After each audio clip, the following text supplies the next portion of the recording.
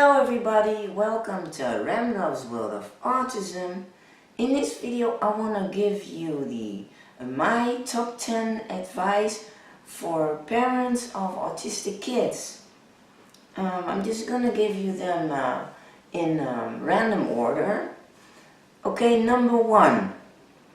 Find the trigger for the meltdowns of your autistic child. There's always a trigger. Meltdowns don't just happen out of nothing, and so it's very important to find the trigger to be able to avoid them and to also help with them. This trigger, though, it might be such a small detail that neurotypicals don't even notice, since we as autistic people, our senses are just a lot more sensitive.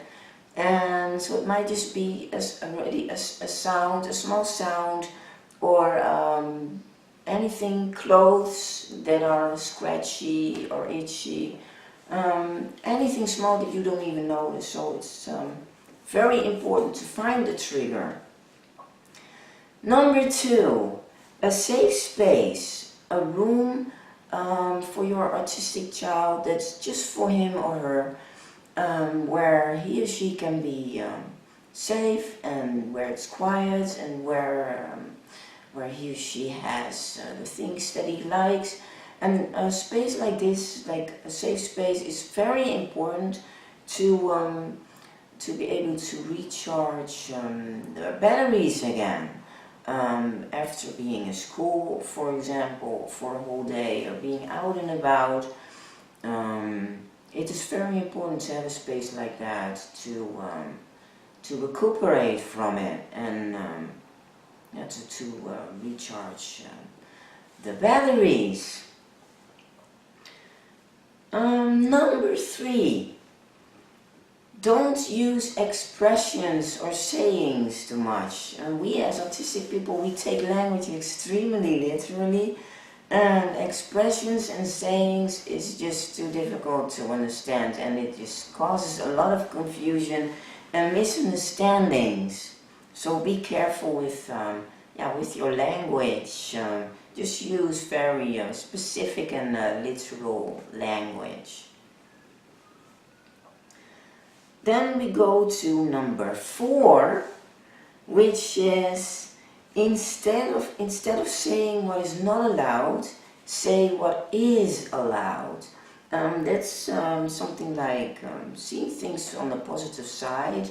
When your child asks you something and it's just not allowed at the moment, or not ever, or then it is very, very important to give something instead, like, but you're allowed to do this, or we can do this instead, because that can also avoid meltdowns or tantrums, to just immediately make your kid focus on something positive and something that is allowed.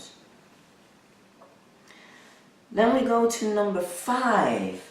I know that this might not be always very easy, but it is very important to always stay as calm as you can yourself, talking to a soft voice, especially when your kid has a meltdown. It is very important to stay calm, and in general, not just when he has a meltdown, but in general, to always just express a sense of calmness, since the whole outside world is very chaotic for us, and so it really helps to be around a person who is calm, so it can be like reflected on us, so that everything just seems that everything is okay and less chaotic in that way. Then we go to number 6. Don't stop your kid from stimming,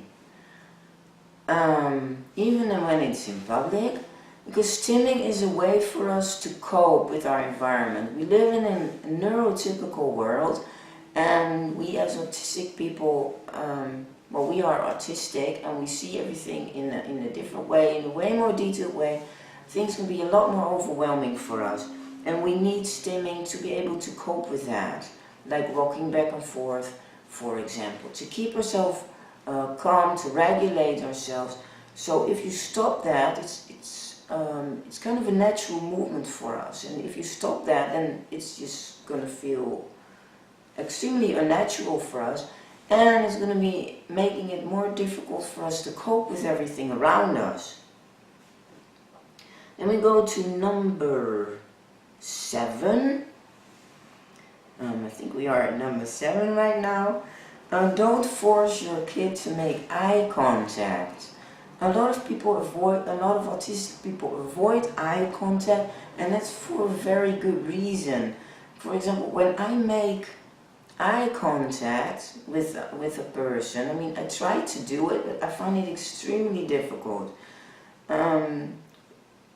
From a face, there's so many sensory inputs and so many information, and that's so confusing, like facial expressions, that if I make eye contact and the person is telling me a story, I tend to miss everything that person says, because looking at the person's face and eyes confuses me so much, and because of all the information I already have to process from that, and the words on top of that is just too much to process at the same time. So if we don't make eye contact, don't force us to make eye contact, or don't encourage it too much. If we don't make eye contact, we will hear you anyway. Then we go to number 8, which I find very important. Accept your kid as an autistic person. Don't make it your goal to make him look neurotypical. And that goes a little bit in hand with that you shouldn't stop your kid from stimming. Your kid is born autistic, and that's the way it is.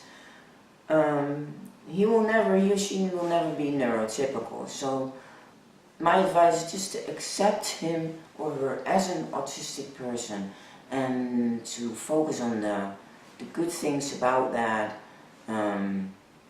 rather than trying to make him look neurotypical, because that's going to be very unnatural for him or her to look neurotypical. It will always be mimicking, and very unnatural. I don't know what more to explain about it. It will just take everything out of us to look neurotypical, because it's just not who we are. Then we go to number 9.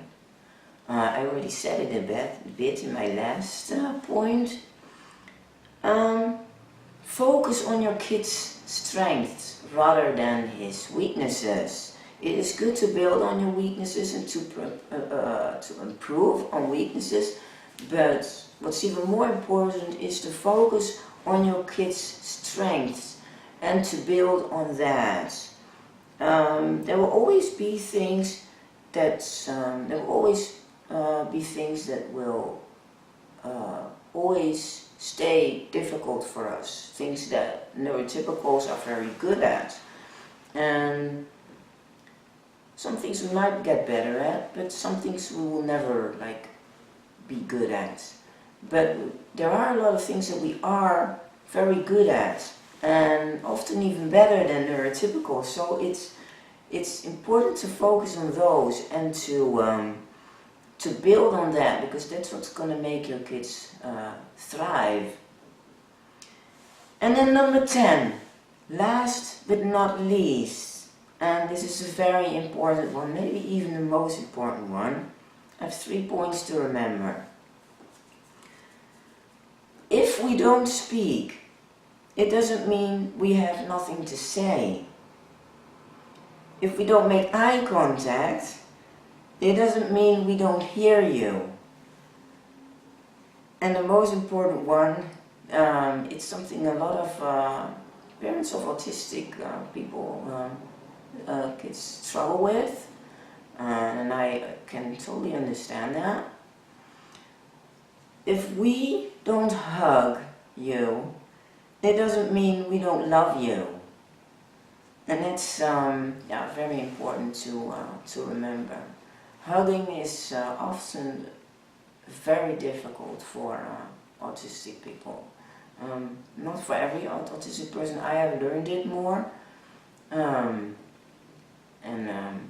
Yeah, I don't mind it. I don't just hug with anybody, but people here are very huggy, and so I've learned that, and so I don't have much trouble with it. But there's also autistic people who really can't stand to be hugged at all, and don't take it personal. It doesn't have anything to do with you.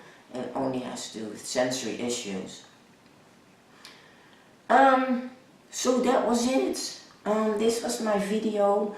If you have more to add to my list,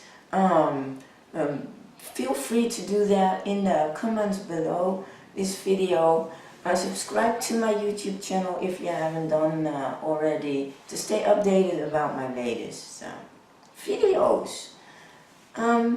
I wish you a great day, and I hope to see you with my next videos again. Bye!